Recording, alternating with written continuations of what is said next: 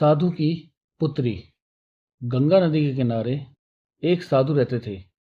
वे न केवल विद्वान थे, बल्कि उनके पास जादुई शक्ति भी थी।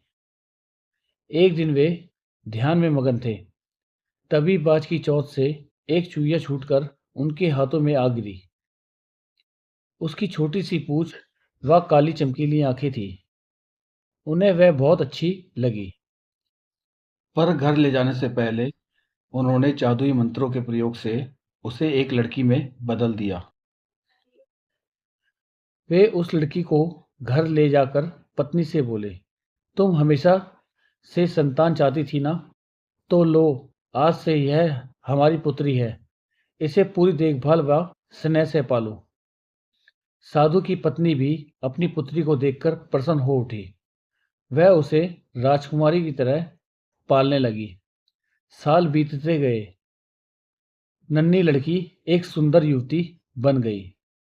जब वह 18 वर्ष की हुई, तो साधु व उसकी पत्नी उसके लिए वर तलाशने लगे।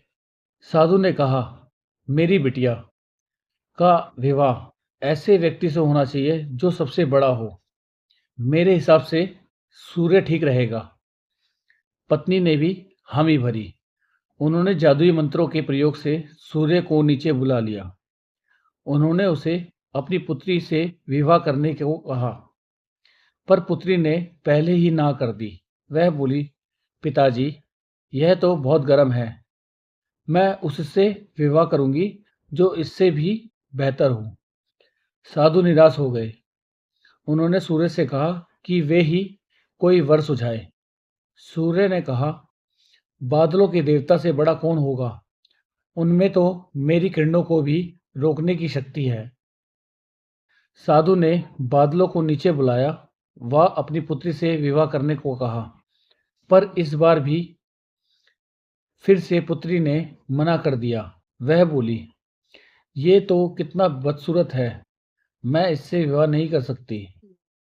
साधु ने बादल देवता से कहा कि वही कोई अच्छा वर सुझा दे।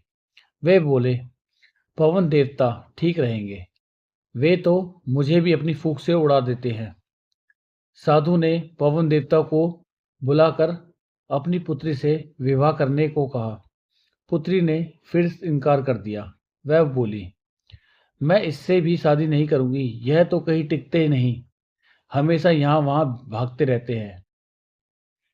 साधु ने पवन देव से पूछा, क्या मेरी पुत्री के लिए ऐसा वर हो सकता है जो आपसे भी बेहतर हो?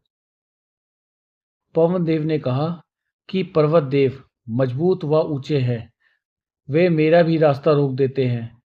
साधु ने पर्वत देवता से कहा कि वह उसकी पुत्री से विवाह कर ले। पुत्री ने फिर से मना कर दिया। वह बोली, यह तो बहुत लंबे, सख्त व कठोर है।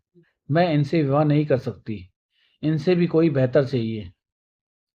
पर्वत देवता ने चूहे का नाम सुझाया। वे बोले, माना मैं काफी सख्त और मजबूत व ऊंचा हूं, पर चूहे मुझ में भी आसानी से बिल बना सकते हैं।